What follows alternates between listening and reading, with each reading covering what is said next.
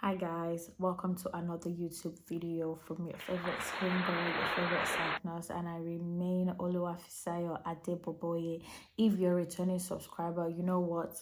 You're the real OG. And if you're seeing my face for the very first time, welcome. Thank you for clicking this video. Like I said, my name is Oluwafisayo Adeboboye. I am a registered mental health nurse and I talk about everything nursing, everything migration, everything motherhood. Yes, who? Yes, boo, motherhood. Yeah, so if that sounds like something you would like to watch, something that you'll be interested in, you know what to do. Click that red button. It's the subscribe.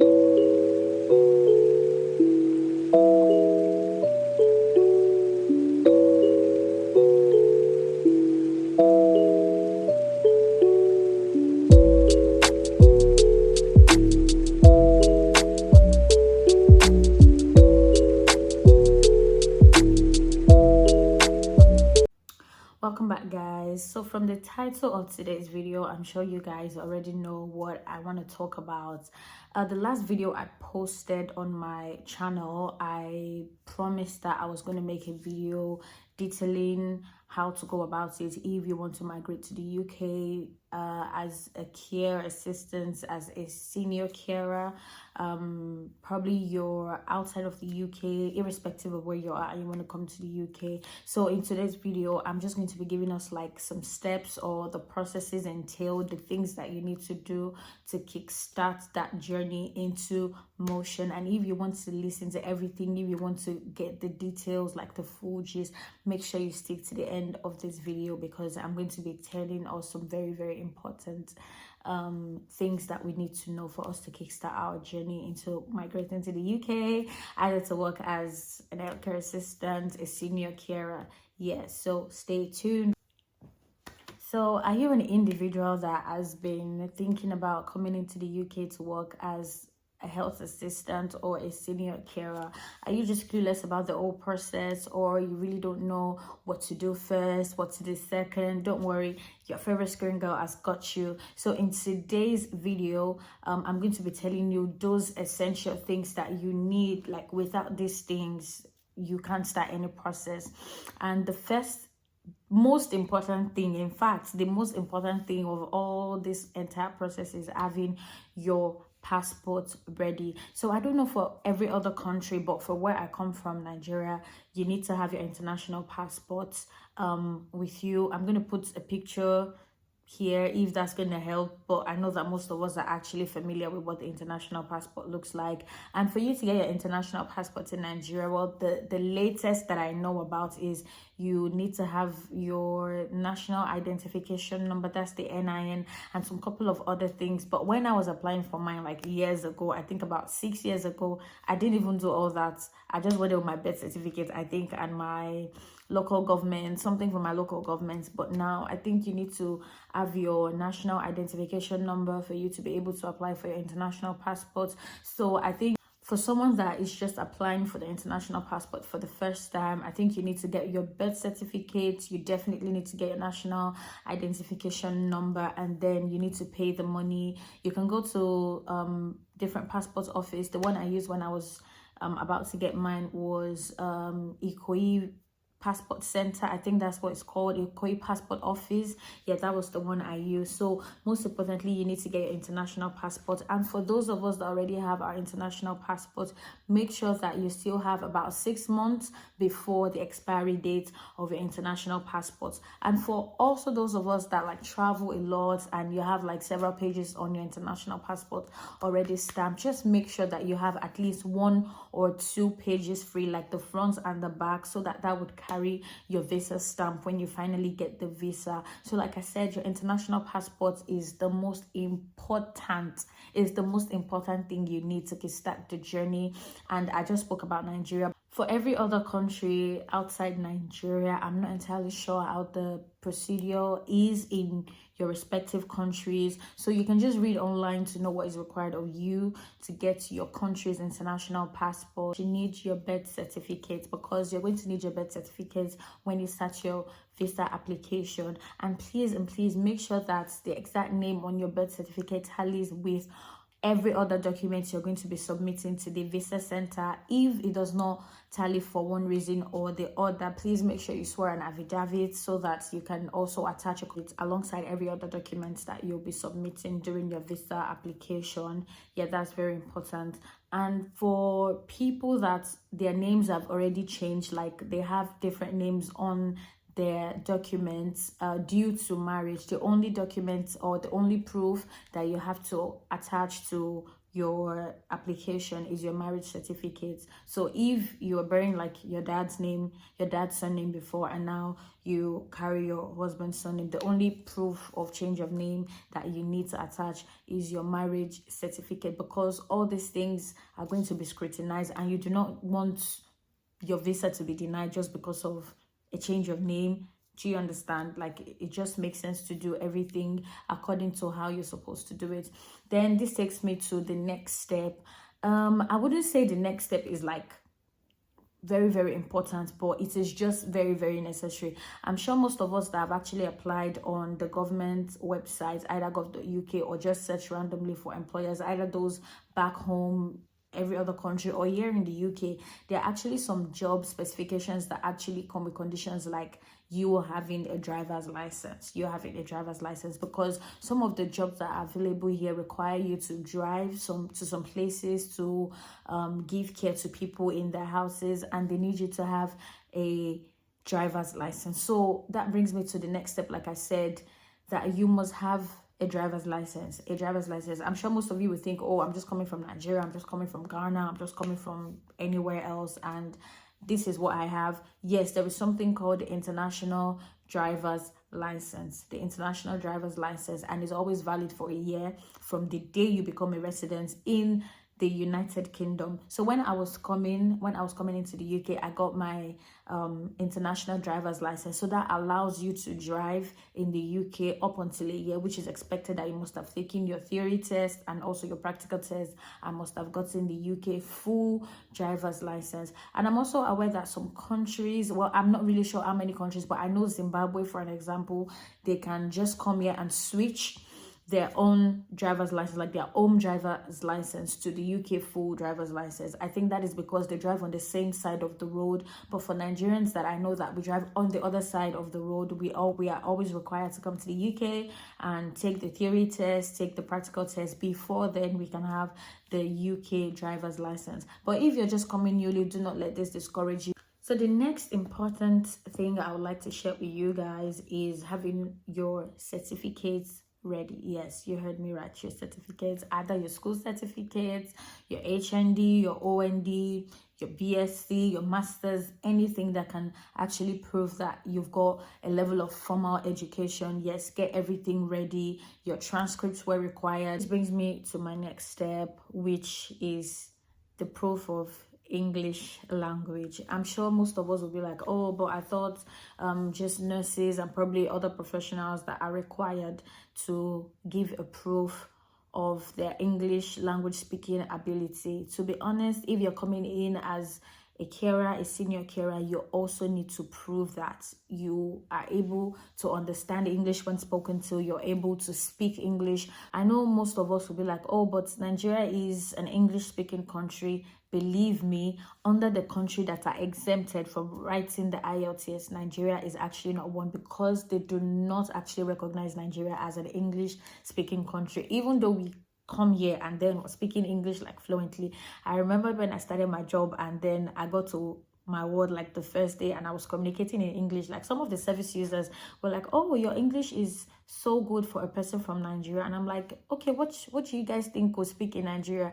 English is our first language. We got colonized by you guys, so what do you think we speak in Nigeria? So you need a proof of English. You need to write the IELTS, though the band score requirement for the healthcare assistants and the senior carers is not as high as what nurses do provide. I'm just going to put the required band score for senior carers and also healthcare assistants like on the screen so that you guys can actually see that. Then another thing that I would advise us to do is actually to do some short care certification courses that would actually give us an edge above every other candidate that is applying for the job. Like, say for example, yeah, of course, I am a nurse. I do not require a certification course in health for me to make an application, because the fact that I'm a registered nurse already gives me that edge. But for people that are coming,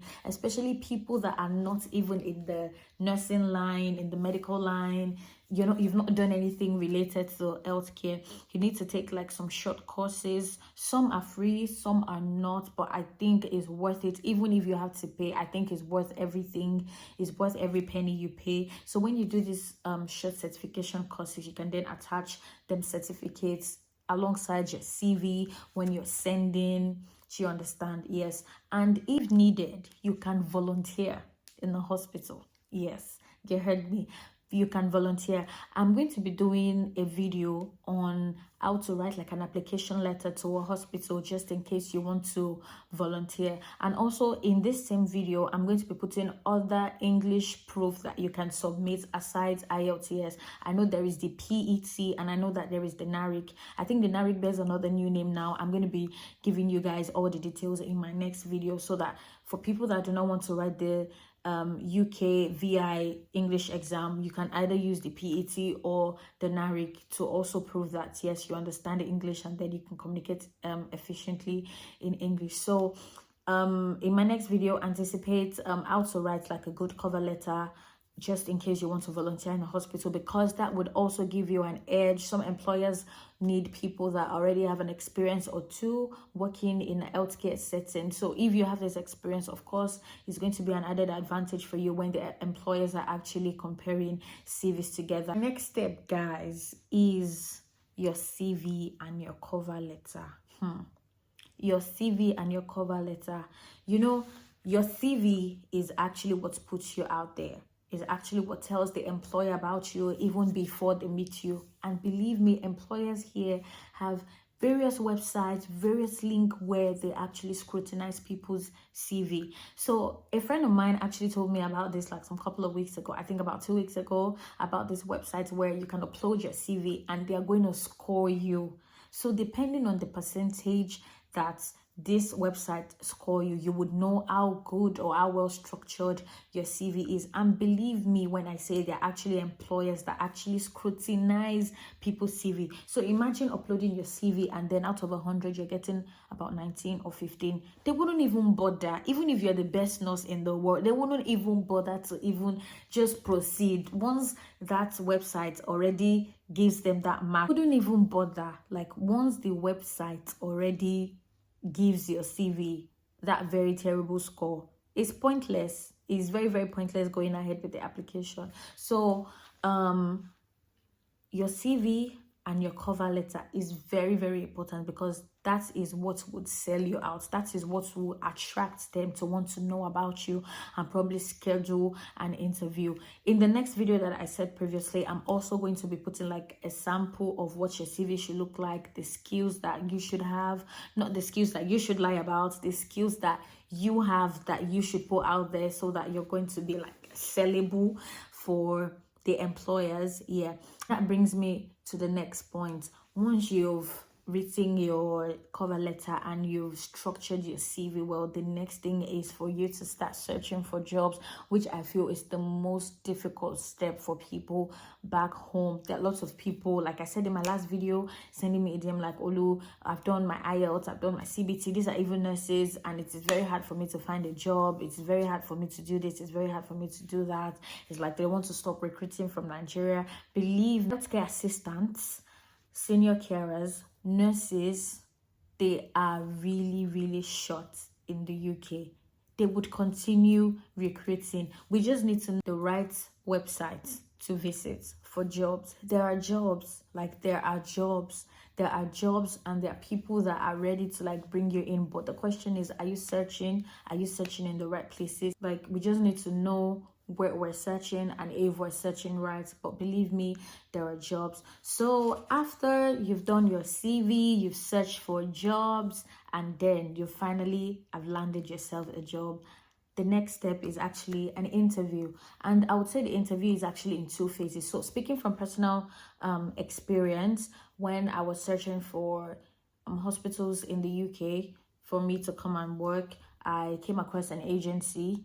Yeah, I came across an agency, and they actually told me that the interview is actually scheduled in two ways. So the agency that I met actually did an interview with myself. It was like a prototype, if that I use that word like in the right context for this explanation. So it was like a prototype. So my agency actually did nominate one person, like a representative, to actually do the interview with myself. So this person would just ask you like likely questions that they might ask you, and also to assess your level of preparedness for the interview. And after this interview, then they would let you know where you need to improve, the things that you didn't say well, the things that you didn't do well. Probably you need to give more examples, probably you need to reduce something that you said or take away. Do you understand?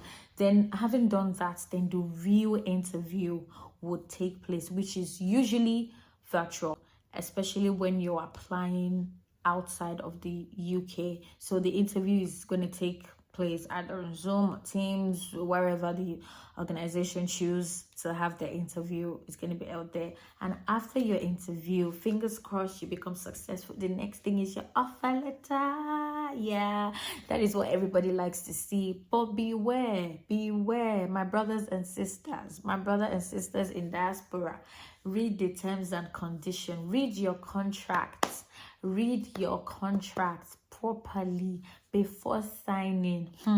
Read your contract properly. It's not that you will come here after signing a contract of 3 years and after 1 year you want to run away, you want to do this, especially if you were brought in by an agent. Just know that if after 1 year you're saying, oh, I don't want to work with them, I don't want to do this again, there are some amounts that you're going to pay back. So please read your contract very well. And this goes out to nurses that are actually struggling to like find nursing jobs, because somebody actually did send me an email. A nurse sent me an email like last week, and she said, oh, she's done at IELTS, she's done at CBT, but she's not getting jobs. What if she comes through the healthcare route to the UK, and then when she gets to the UK, she's going to do her OSCE and then start working as a nurse?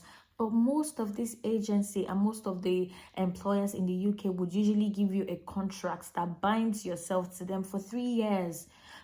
So if you're a nurse, you've passed your IELTS, you've passed your CBT, and just because you're not getting nursing jobs, you want to come to the UK via the healthcare visa and all that, just bear in mind, most of the jobs you will get will tie you to your employer for 3 years. Some people actually have like the honesty to be plain to their recruiters, like right from the interview, like, oh, I am a nurse, but because I'm not getting jobs, that is why I want to come through this route. Is there anything that we can do about it? Can I come to your organization, and when I work for about a year, I can do my OSCE? Because these people are actually spending money to bring you in. So you cannot come and do 1 year out of 3 years contracts and you want to carry your kaya and go without paying them back or without doing anything. So please, I know we're excited to get the offer letter, we're excited to be relocating to the UK to come and make money, but please read your contract very well. As long as you have signed, so far you have signed, you're agreeing to everything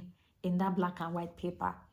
And when you come and they're not telling you, this is what you have to do, this is your job description, and you're saying, I know this was not what, they would pull it out like that and say, see, because they expect that you would have read it before appending your signature. So please guys, no matter the excitement, please, you need to read your contract before you sign. Having spoken about reading your contract or your offer letter, the next thing that they want to do after they've offered you employment is do your employment checks. I know they're going to do police clearance thing, they're going to do your credential checks, they're going to do a whole lot of checks, medical checks, lots of checks, because they want to be sure that this person that they're offering the job is not a criminal back home, is not a serial killer back home. So they're going to do a whole lot of checks, and the earlier you provide this requirements, the faster your application is going to be. This is where your referencing also comes in. Believe me, they're actually going to contact these people. So just to be safe, it's better to be safe than sorry. Please, let's make sure that we're putting the right people there. And also, we can also contact these people like, okay, I've used you as a reference, or I'm about to use you as reference for my job, this, that, so that they can respond to them on time. And like I said, the faster we get this over with, the faster the job. The next step is about the sponsorship and the COS. The COS just stands for the certificate of sponsorship.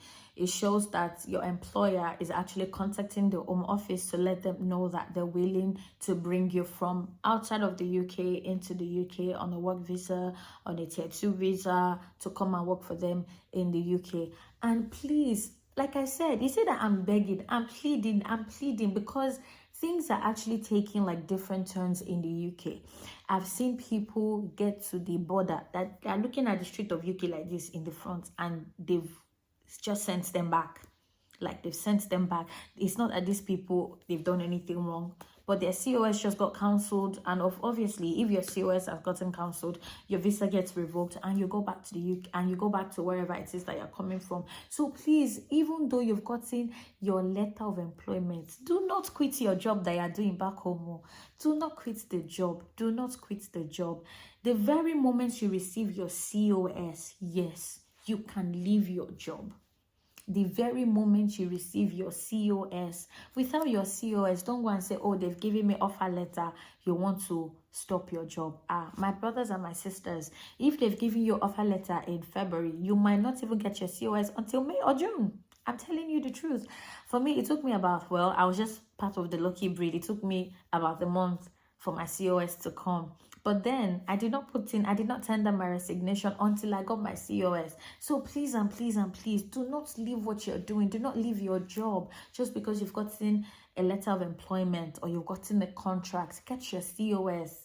Get your certificate of sponsorship first before you leave whatever it is that you're doing back at home.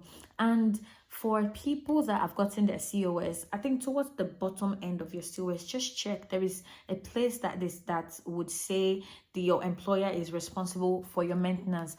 What that just means is when you're coming into the UK, you do not need to show a proof of fund. COS also would carry information like how long your contract is gonna last, the kind of visa you're coming into the UK on. So please, let's just read these things. But if your COS for one reason or the other does not show that the company that is bringing you in would be responsible for taking care of you, like in the first few months, then please, you will need proof of fund. I think about £1,270. Yes, you will need that in your account so that you can prove to them when you get to the immigration border that you can actually take care of yourself. And for those of us also that have got families, that you're married, you've got kids, and you're coming into the UK, please clarify with your employer if they are giving you accommodation, the kind of accommodation they're giving you. I came into the UK single. I got a shared apartment because it is just me. But somebody coming with probably a wife or a husband and 2 kids, you can definitely not stay in a shared apartment. So you need to clarify all these things, because even getting accommodation, even for people in the UK, is becoming a struggle every day. So please try to clarify with your employer if they're getting you accommodation or not, so that you can make provision for that. And if they're getting you accommodation, what kind of accommodation are they getting you? Because you need somewhere that will take all of you that you're coming in. A husband, a wife with 2 kids obviously cannot stay in a 2-bedroom house. You cannot stay in a 2-bedroom house.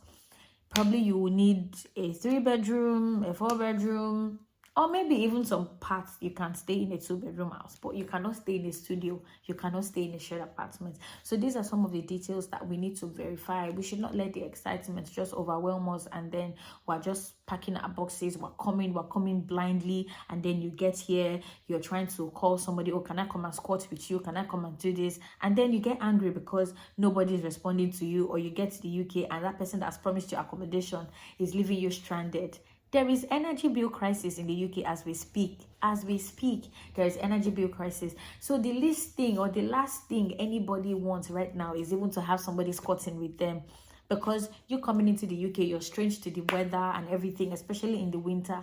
You want to keep your heater on, you want to do everything. And you that you're already in the UK, you know how you're managing your life. You know how you're pushing everything slowly, slowly. And for somebody that is just coming, they're not used to the cold, they want to run your heater for it is just best sort your accommodation out just to avoid stories that touch before friendship will go and turn sour. Next step that I'm going to talk about is actually the documents that you need for your visa application. Everything that we're talking about, your birth certificates, your passport, your certificates, like your school certificates, those are everything you even need to kickstart.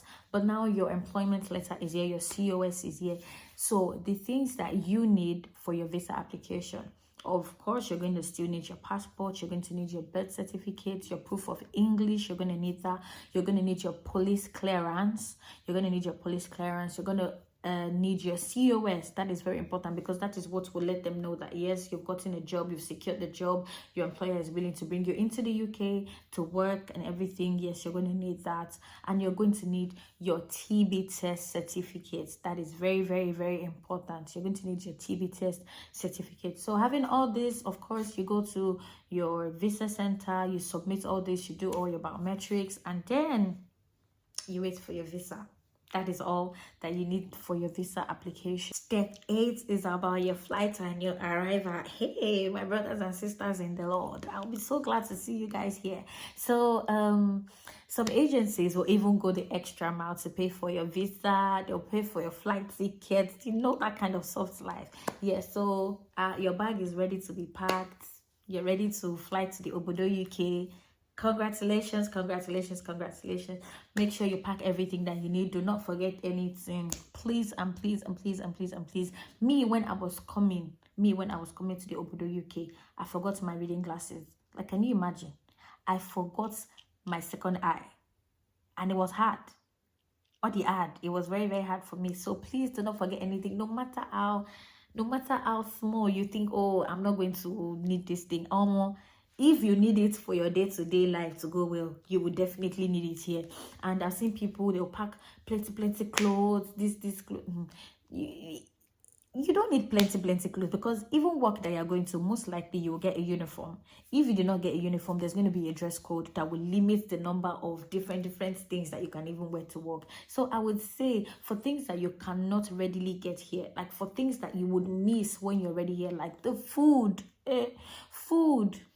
please do not slack on your food. Bring your food. Bring food. By the time you come here, there are very, very cheap stores that you can go to. You can get clothes. Go to Primark. As the different places where you can actually even get like cheap things that you can start wearing. You can get a top in Primark for £2, £1. So instead of overloading your boxes with clothes and things that you do not even need, I feel that the most essential food, your skincare products that you know that you cannot find it, especially those of us that love using black soap and everything, please pack those things because shipping fee is not rice and beans, so, and it's not dodo. Please, let's bring all those things together. And very final step, though it is not required, it's not a requirement, but I just feel that it's necessary because health is wealth. You never know when something might go wrong. As soon as you get here, please register with a GP.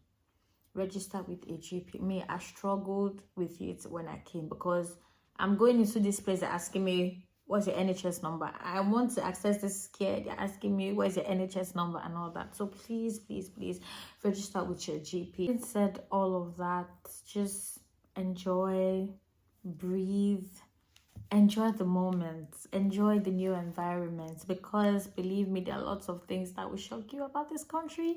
Culture shock, like everything that can shock you possibly is waiting for you to just land. So guys, it is very, very easy. It is doable. It is achievable, irrespective of whether you've got experience. Like, when I mean experience, I mean like you're a nurse, you're not a nurse, do you understand? Like, irrespective of your qualification or your educational specialization, let me use that word, you can actually come to the UK to work as a healthcare assistant, as a senior carer, as a registered nurse, as a doctor. It is achievable. It is achievable. And I'm sure that with this video, I've been able to explain like the basic things that you need to kickstart this in motion.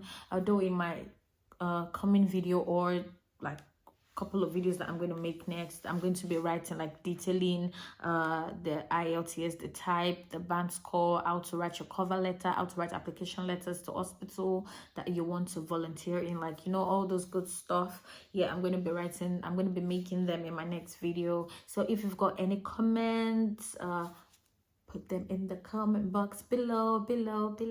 And I am going to, as usual, leave my Instagram handle, because I can see you people's hand everywhere, left, right, and center. Instagram, TikTok, yeah, my email. Thank you guys. Keep the questions coming in. And if you guys want me to film any other content, or if you have any other question as regards this video that I've made, I'm your go-to girl. Just send your questions, send everything. I am more than happy to help. I am more than happy to help. I'm more than happy to spread the information about immigration, because I know that lots of people have japa plans, but they do not just know how to go about it. So thank you guys. If you watched this video to this point, thank you guys. You're the real OG. Thank you so much for the love. Thank you for clicking at all, because you're not even entitled to click my video, but because of the love you have for your baby girl, thank you so much. I really appreciate it. Till I come your way next time, before I come your way, please do not forget, Pikono, I beg, Douala, I don't know if that's how they say it in Hausa. Please like, comment, share, subscribe. See, maybe I should know that. Please, Ejo, subscribe. Please subscribe. It is free. It is free. We always have more views than more subscribers. I cannot see your name if you subscribe. If you think that, I don't like her, I don't want her to know, I would not see your name. And my brother, my sister, please, I'm begging you guys, just subscribe. It is free of charge. Just press that. You see that red button? Just press it. Just press it. That is all I require, please. Or don't you want to see this baby girl again? Should I bring my baby to come and beg you? Please, guys, just subscribe. Okay, but seriously, guys, subscribe, please. Yeah, and share. Like I said, feel free to put your questions in the comment section down. I'm happy to help you guys. I'm happy to answer your questions. Yeah. Until I come your way next time, I remain your favorite screen girl, your favorite site nurse, Olafisayo Adeboboye. Bye, guys.